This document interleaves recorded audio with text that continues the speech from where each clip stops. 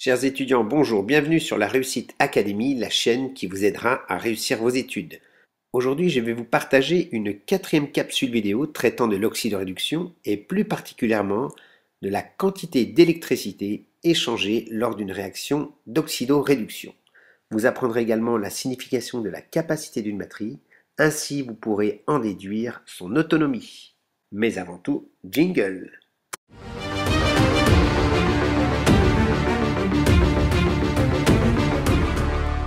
Quelle quantité d'électricité échangée? Définissons l'intensité, c'est la quantité d'électricité qui passe à travers une surface pendant un certain temps. Donc I est égal à Q sur delta T. Delta T étant une durée. L'intensité est en ampères, le temps est en secondes et la quantité d'électricité est en coulombs. Mais les unités usuelles n'utilisent pas en général le coulomb, mais les ampères-heure, voire même les milliampères-heure.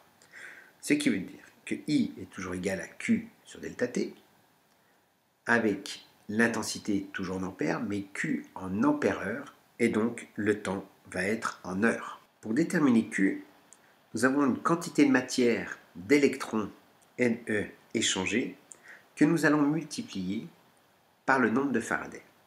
Le nombre de Faraday correspond à la quantité de charge, exprimée en coulomb, dans une mole d'électrons. Donc Q est la quantité d'électricité disponible en coulomb ou en ampères-heure. 1 ampère-heure étant égal à 3600 coulombs, F est la valeur absolue d'une mole d'électrons, appelée Faraday.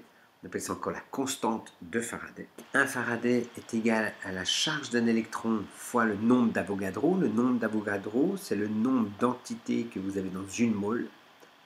Donc 6,02 10 puissance 23 entités. C'est-à-dire ici, j'ai une mole d'électrons, j'ai donc 6,02 10 puissance 23 électrons.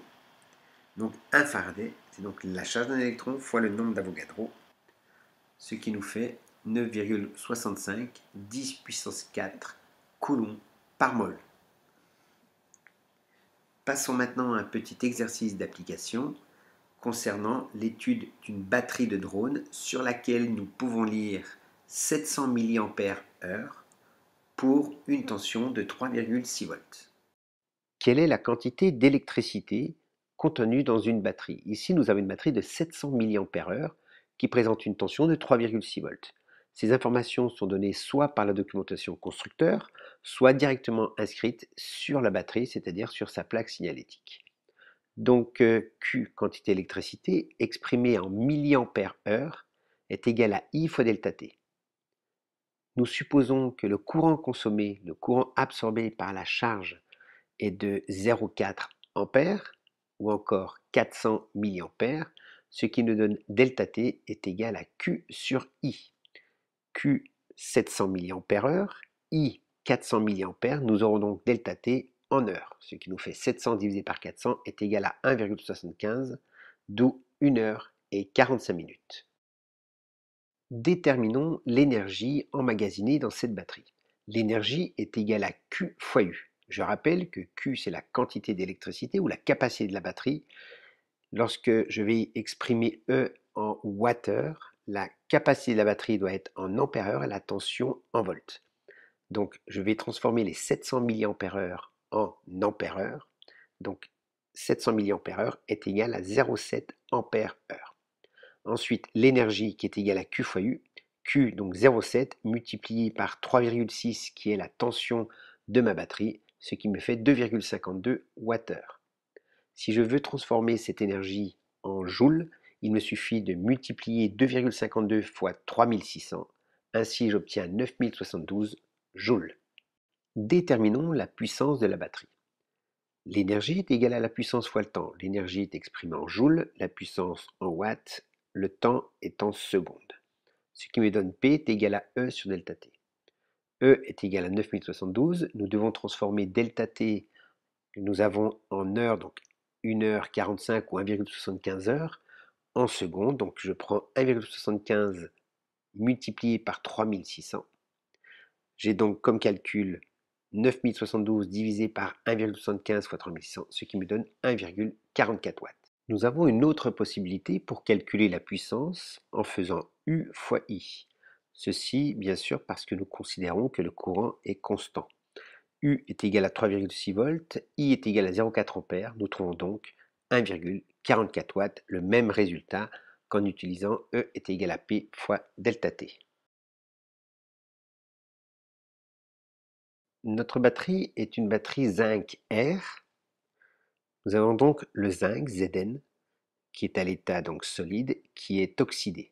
Donc il subit une oxydation. Zn se transforme donc en Zne+, plus 2 électrons. Donc le zinc va libérer 2 électrons.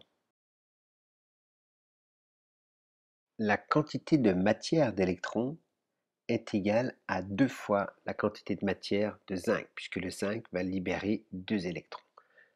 Mais la quantité d'électrons est égale à Q sur F. Q est égal à 0,7 que je dois mettre en coulomb, donc 0,7 fois 3600 divisé par la constante de Faraday 9,65 10 puissance 4, ce qui me donne 0,026 mol d'électrons. Maintenant, pour déterminer la quantité de matière de zinc, je vais donc diviser par 2 la quantité de matière d'électrons, ce qui me donne 0,026 divisé par 2 est égal à 0,013 mol. Tout cela parce que le zinc va libérer 2 électrons, donc un seul zinc va libérer 2 électrons, donc la quantité de zinc est 2 fois plus petite que la quantité d'électrons. La masse de zinc est égale à la masse molaire du zinc fois la quantité de matière de zinc, c'est-à-dire 65,4 multiplié par 0,013, ce qui me donne 0,85 g. 0,85 g est la quantité de zinc consommée dans ma batterie lorsque elle fournit un courant de 0,4 A sous une tension de 3,6 volts et sur une durée de 1 heure et 45 minutes. J'espère que cette 4e capsule vidéo vous a fait découvrir et comprendre de nouvelles connaissances. On compte sur vous pour partager la chaîne. N'hésitez pas à liker, à mettre un commentaire et à très vite sur la Réussite Académie.